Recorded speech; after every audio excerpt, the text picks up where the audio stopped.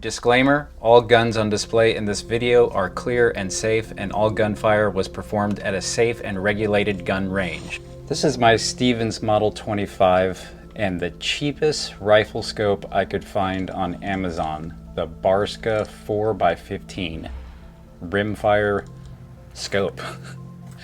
It was literally $19.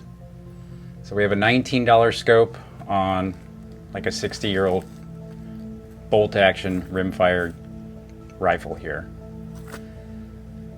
So I was able to get decent groups with the iron sights, but I really wanted to take it up a notch, and I was having trouble finding a rimfire scope that would work with the actual, geometry and the location of the bolt and everything. It's a very simple scope with some basic adjustments for elevation and windage. You can see it's got some kind of janky little screws there for adjustment screws. Now the actual owner's manual for this didn't even really look like it was for this particular scope. So this is how the actual scope came from Amazon in the mail. So we'll show you the actual unboxing. It says Barsa since 1994. It says it has a lifetime warranty on it, USA only. And it does have a repair department apparently in Pomona, California. This one we're going to set on fast motion here just because this is kind of boring, but I did want you to see how the cheapest rimfire rifle scope on Amazon comes from the factory. It's got a protective wrap, plastic bag, and then it comes with cleaning cloth, some instructions that don't appear to go to this actual scope, and you can see those really janky little mounts. Now this is a 3/4 inch tube, and my rimfire mounts that I had on the rifle were for an inch tube. So the problem was I had to get those off, and obviously it was going to slide through the narrow side just fine, but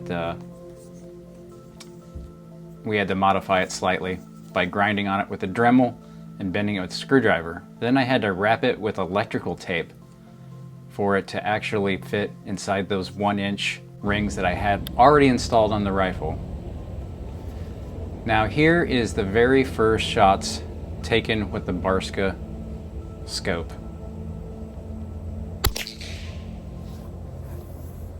Now this is a magazine fed bolt action rifle, but I actually forgot the magazine, so I had to spend the entire range trip, at least the time with this rifle, manually feeding them in, which isn't really a big deal other than the fact that since it's designed to be magazine fed, it's a kind of a pain to get them in there, but it seemed to go okay. The rifle performed pretty well considering. No problems extracting or ejecting. And we're going to go ahead and see what the first group of 3 is going to look like through the $19 cheapest scope on Amazon.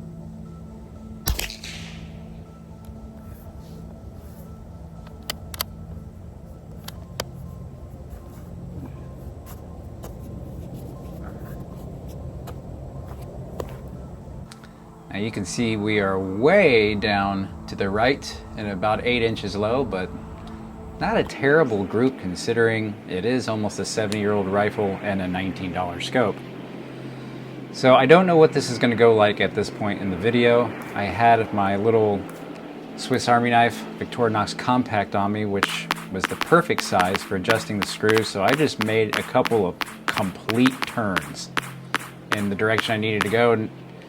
Not doing any calculations or thinking too deeply about it, just literally a couple of big turns just to see how far it goes. And so now we're going to go ahead and take another 3 shots after that first, let's just say, gross adjustment. Gross as in large. So one of the reasons I like to take footage at the range is because I'm trying to become a better rifleman. and use some of the skills that I've learned over the last couple of years as far as shooting technique. Generally, when I shoot from the prone position, I don't use a bag like this particular scenario here, but I am trying to see what the capability of the scope is. So I'm choosing to use a bag for just a little added stability. I also tend to take the footage from this angle just to check my rifleman's cadence as far as my breathing. Considering I forget to shoot at the, the valley of my breathing a lot of times, this allows me to see if I'm remembering to do it in real time. So we'll go ahead and just take this third shot and go see how that adjustment took. Now you can see at this part, my rifleman's nest is kind of causing some annoyance on my elbows. There we go, final shot here.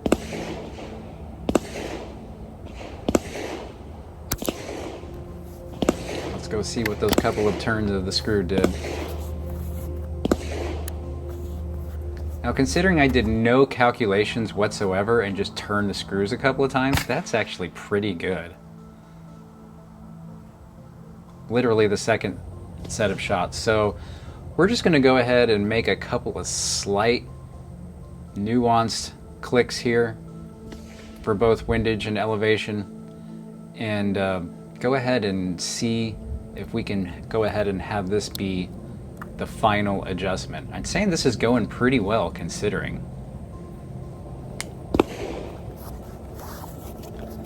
This time I actually brought out the second camera, so momentarily you are going to be able to see down at the bottom right hand of the screen the actual target, and then I time it so it hits at the same time, so you can see the shots on paper with what will be the final adjustment on the Barsa scope.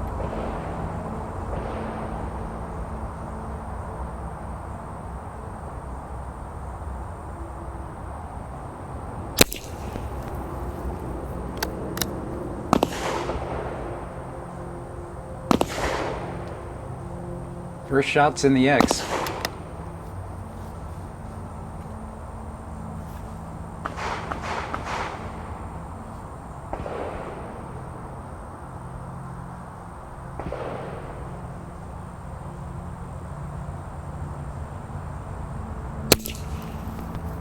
Second shot also in the X.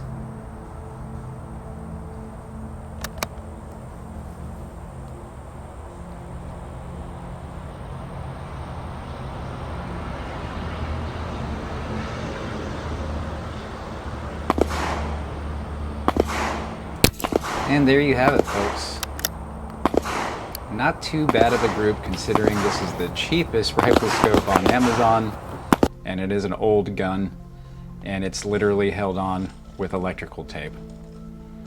So I'd say this is a pretty successful initial project start for actually upgrading the Marlin 25 bolt action rimfire rifle. My next modification is I want to get some actual sling mounts. Drill out the actual wood stock, install some sling mounts, and then get a sling on it. And I am really starting to dig this little Marlin 25.